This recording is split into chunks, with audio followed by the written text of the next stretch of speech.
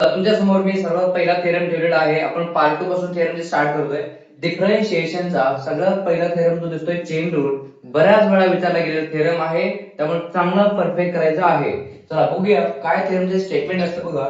If y is equal to f of u is a differentiable function of u and u is equal to g of x is a differentiable function of x such that the composite function y is equal to f of g of x is a differentiable function of x, then हे prove करून दाखवायचं आपल्याला काय, तर dy upon dx is equal to dy upon du into du upon dx हे आपण prove करून दाखवायचं आहे. आता हे स्टेटमेंट असं तुम्हाला क्वेश्चन पेपर मध्ये विचारलं जाईल, तेव्हा यावरून आपल्याला कळून जाईलच हा मेन पार्ट बघा, हे असं प्रूव्ह करा म्हणतील, त्यावरून समजून घ्या हा चेन रूल आहे.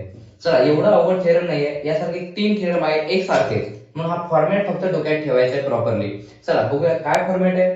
तर लेट पहिला पार्ट बघा की या सम मध्ये बघा किती व्हेरिएबल आलेले आहे. तर प्रोडक्ट मध्ये बघा इथे बघा y दिसेल, कुठे y आहे, u आहे, x आहे, म्हणजे y x आणि u म्हणजे x y u 3 व्हेरिएबल आहेत. मग त्यांच्या स्मॉल इन्क्रीमेंट तुम्हाला डिफाइन करायचे आहे. x चे स्मॉल इन्क्रीमेंट डेल्टा x असते, y चे स्मॉल इन्क्रीमेंट डेल्टा y असते, u चे स्मॉल इन्क्रीमेंट डेल्टा u असते.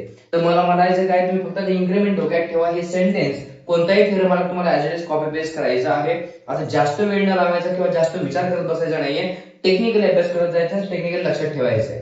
तर काय सांगितलं, लेट डेल्टा x ही कोणाची स्मॉल इन्क्रीमेंट आहे, x ची. मग let delta x be the small increment in the value of x. Same तसं जातं y ची काय इन्क्रीमेंट असणार, delta y. Same sentence repeat करा पुन्हा, let delta y be the small increment in the value of y.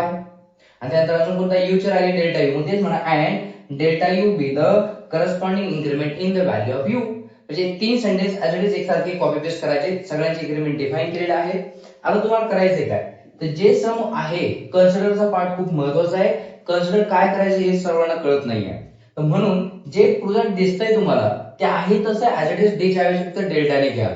हे बघा delta dy by dx होता, मी delta y by delta x, dy by du आहे delta y by delta u, dy du upon dx आहे delta u by delta x. आता हे असं का आलं का नाही एवढं मी सांगत बसणार नाहीये, कारण याला खूप डीप आहे, एवढा वेळ नाही आपल्याकडे. तर फक्त सांगितलंय सिंपल कन्सिडर तुम्ही आहे तसं सेंटेन्स घ्या फक्त डेल्टा करून. त्यानंतर आणि हे असं डायरेक्ट का घेऊ शकतो लक्षात घ्या, ही एलएचएस आणि ही आरएचएस आहे, दोन्ही साइड इक्वल असतील तर आपण काहीही घेऊ शकतो. मी इथं बघा जसं की इथं वरती डेल्टा कट होऊ शकतो. जर हा कट झाला तर काय होणार आहे, delta y by delta x आणि इकडे पण delta y by delta x, दोन्ही साइड इक्वल आहेतच. दोन्ही साइड इक्वल असेल तर मग ऑब्विसली आपण काय पण घेऊ शकतो. सो हे कन्फर्म आहे, करेक्ट आहे, म्हणून आपण घेतलंय.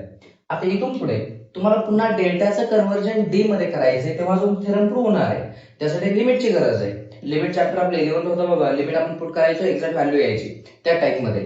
तर मग लिमिट काय घ्यायचंय, ते बघा मेजॉरिटी काय डिनॉमिनेटर मध्ये बघा डेल्टा x आहे, डेल्टा u आहे, डेल्टा x आहे, जे डिनॉमिनेटर मध्ये असतो त्याचं लिमिट पाहिजे असतं. म्हणून मी काय म्हणतो, taking limit delta x tends to 0. इथं बघा डेल्टा x होता मेजॉरिटी मध्ये, डेल्टा x टेन्स टू 0 आपण लिमिट घेतलंय. आता हे लिमिट फक्त प्रत्येकाला द्या. मग बघा हे लिमिट मी बघा इकडे लेफ्ट साइडला दिलं, limit delta x tends to 0, बघा left side delta y by delta x is equal to limit पुन्हा तेच दिलंय, डेल्टा x टेन्स टू 0 काय बघा delta y by delta u.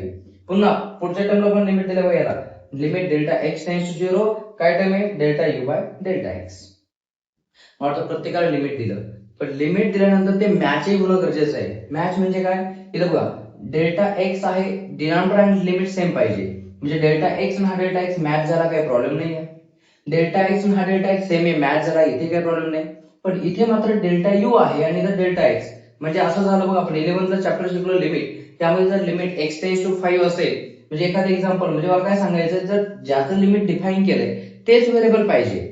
म्हणजे व्हेरिएबल झालं x चं लिमिट आणि सम मध्ये आलं y आणि u, मग x च्या त्यात टाकता येणार नाही, व्हॅल्यू पुट करू शकत नाही, मग त्याला म्हणतो मिसमॅच झाले लिमिट. म्हणून इथं फक्त मॅच करून घ्या. कसं, जो डिनॉमिनेटर आहे त्याचंच लिमिट डिफाइन करा. मग इथे डेल्टा u आहे, मग डेल्टा u चं लिमिट घेऊ. काय म्हणायचं, ऍज जसं डेल्टा x टेन्स टू 0 घेतलंय आपण, so delta u tends two is also 0. बस फक्त एवढं लिमिट चेंज करायचे ते. हे बघा ऍज इट इज कॉपी केले आपण, इकडचा पार्ट ऍज इट इज येणार, फक्त ते डेल्टा x च्या ऐवजी तर डेल्टा u टेन्स टू 0, कारण लिमिट इथे मॅच झाला होता. बस इथं आलं की क्वेश्चन नंबर 1 म्हणायचंय. मग झालंय, आपण ऑलमोस्ट सम सॉल्व्ह झाल्यासारखं आहे. फक्त उरला काय पुढे आता, त्याचं सेन्स आहे, मिनिंग समजून घेऊया. काय मिनिंग आहे बघा. पहिला राईट हँड साइड पासून स्टार्ट करायचं. y delta Y by delta U दिसतोय सर्वांना. तिथे याचा मिनिंग असतो Y is a differentiable function of U, म्हणजे वाय ला डिफरन्शिएट केलं यू ने. याचा मिनिंग काय, you is a differentiable function of x, you ला डिफरन्शिएट एक्स ने केलाय. म्हणजे हेच असतं मिनिंग. तो सेंटेन्स मध्ये त्यांनी गिवन दिलेला आहे. बघा इथे चेक करू शकता, Y is a differentiable function of U. मग तेच असतं, त्याचं मिनिंग आहे. तो मग इथे फक्त सांगायचं since y is differentiable function of u, हे गिवन आहे. त्यानंतर मग ते लिमिट उचलायचं आहे. Limit delta u tends to 0 ही टर्म उचलली आहे तशी. आणि आता जेव्हा आपण लिमिट टाकतो, डेल्टा यू चं लिमिट 0 आहे जे असेल, लिमिट टाकल्यानंतर याचं जे येणारा आन्सर आहे ते आन्सर, आता जर इथे नंबर नाही, नंबर असेल तर नंबर मध्ये व्हॅल्यू टाकली तर नंबर परफेक्ट उत्तर येतं. इथं परफेक्ट उत्तर यायला काय आपल्याकडे इक्वेशन नाहीये, हे जस्ट आपण अझ्युम करतोय आणि आपणच आन्सर काढतोय. लक्षात घ्या. म्हणून जेव्हा तुम्ही लिमिट टाकता तेव्हा डेल्टाचा ओरिजिनल परत डी होतो. म्हणजे delta y by delta you चं काय होणार, D y by D you झालं. मग त्याला म्हणतो आपण लिमिट टाकलं, आन्सर मिळालंय एक्झिस्ट अँड फायनाइट. आन्सर मिळते म्हणजे एक्झिस्ट आहे आणि परफेक्ट मिळते म्हणजे काय, फायनाइट आहे. त्यानंतर सेम सेकंडचं बघा, याचं मिनिंग काय, you is a differentiable function of x, you ला डिफरन्शिएट एक्स ने केलंय. मग यात तेच म्हटलं since u is a differentiable function of x. ती टर्म आहे तशी उचलली बघा पुन्हा आपण इथे. आणि फक्त याचं काय करायचं, लिमिट जेव्हा पुट करतो मी सांगितलं काय, डेल्टाचा परत डी होतो. मी इथं डेल्टा यू चं काय झालं, डी अपॉन डीएक्स. लिमिट मिळालंय म्हणजे एक्झिस्ट अँड फायनाइट झालं. आता आरएचएस पूर्णपणे एक्झिस्ट झालेले आहे बघा, आरएचएस या दोन्ही टर्म. मग एलएचएस इज ऑल्सो एक्झिस्ट, ते पण एक्झिस्ट होणार. मग आपण काय बोलतो, पुढचा पार्ट दाखवतोय मी. बघा आपल्या समोर बघा मी काय ठेवलं पुन्हा, इथे जे आहे जसं एक्झिस्ट झालं आरएचएस पूर्णपणे काय झालं तर एक्झिस्ट, म्हणजे हे पण एक्झिस्ट झालं इथे, हा टर्म पण इथे एक्झिस्ट झालेले आहे. सो मग काय म्हणायचं आपण, RHS is exist. Right hand side पूर्णपणे एक्झिस्ट झालेले आहे. सो जशी आरएचएस एक्झिस्ट झाली, so therefore LHS is also exist. LHS पण एक्झिस्ट होणार. मग एलएचएस जी होती बघा तुमची आहे तशी घेतली आहे, delta y by delta x value काय असणार, मग D Y upon D x. फक्त डेल्टाचा आपण डी करतो लिमिट टाकल्यानंतर. सो झालं. मग आलेल्या सगळ्या values that is put in equation 1. मग पहिल्या इक्वेशन मध्ये सगळ्या व्हॅल्यूज टाका. काय बघा, limit delta x tends to 0 delta Y by delta x, याची व्हॅल्यू किती आली होती, डी वाय बाय डी ती ठेवली आपण. त्यानंतर इज इक्वल टू, त्यानंतर या टर्मची व्हॅल्यू किती आली होती बघा, इथे आपण काढलेली आहे D y by D you. मग इथे ठेवली D y by D you. आणि त्यानंतर दुसरी शेवटची टर्म जी आहे त्याचा आन्सर आला होता डी बाय डी एक्स. मला वाटतं थेरम प्रूव्ह झालाय. असा हा आपला 4 मार्कांचा थेरम आहे जो आपल्याला विचारला जातो फाइंड आपल्याला प्रूव्ह करण्यासाठी.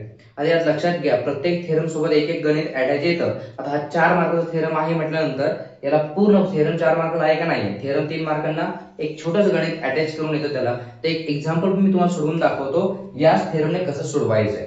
तर चला बघूया थेरम. आपण एक एक्झाम्पल बघा, तुमच्या समोर मी एक्झाम्पल ठेवलेलं आहे, y is equal to sine of log x. तुम्हाला काय करायचे आहे समजा बघा, आता एक सरळ पद्धतीने सम सोडून चालत नाही, कारण तुमच्या चेन रूल सोबत एक्झाम्पल आलं असेल तर चेन रूलचा वापर करून सोडवावा लागेल. मग तुम्ही काय करायचंय, जे साइनच्या ब्रॅकेट मध्ये जे काय ब्रॅकेट मध्ये टर्म असेल त्याला u म्हणायचं आहे. म्हणजे तुमचं इथे म्हणायचं बघा, let u is equal to कोण, ब्रॅकेट मध्ये कोण आहे, लॉग एक्स. आणि हा y काय तयार झाला आपलं बघा, y इज इक्वल टू, तर y झाला बघा साइन. आता लॉग एक्स ला तुम्ही u मानलंय, मग हा साइन u होणार. म्हणजे साइन लॉग एक्स होता, पण लॉग एक्स ला आपण u मानलंय म्हणून इथे u होणार. मग u आला. जर तुम्हाला u माहित झाला, y माहित झाला.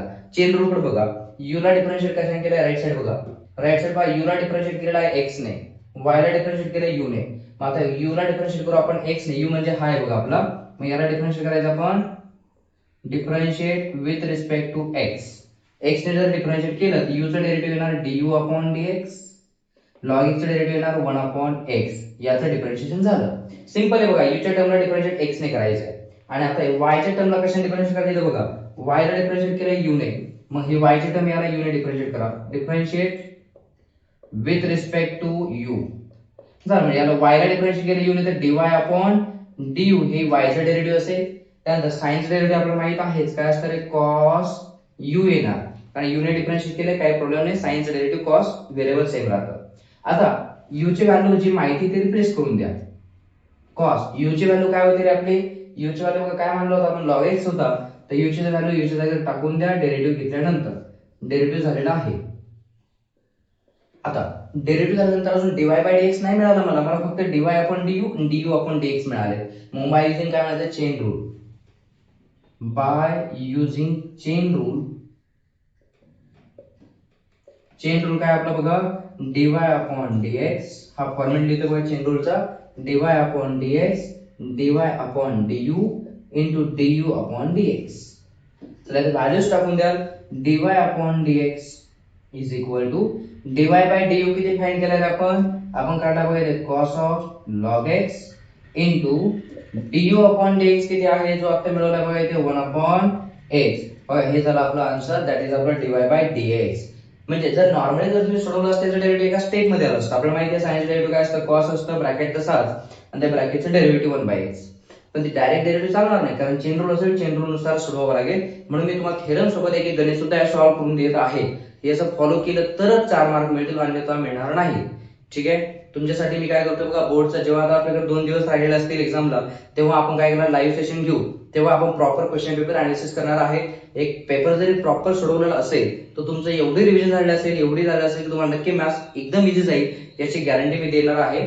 तुम्ही फक्त लाईव्ह सेशन तेव्हा जॉईन करा आणि प्रॉपर बघून घ्या. तेव्हा आपल्याला मला वाटतं शुअरिटी एक्झाम्पल मध्ये येईल, प्रॉपर चॅप्टर मध्ये येईल. पण हा थेरम तेव्हा एक्सप्लेन करायला वेळ नसेल, म्हणून मी थेरमची सिरीज तुमच्यासमोर आत्ता घेऊन आलेलो आहे. फक्त हे थेरम तुम्ही तुमच्या जसा वेळ मिळेल तसे पाहून घ्या, जेणेकरून हे 15 मार्क तुमच्या हातात असले पाहिजे.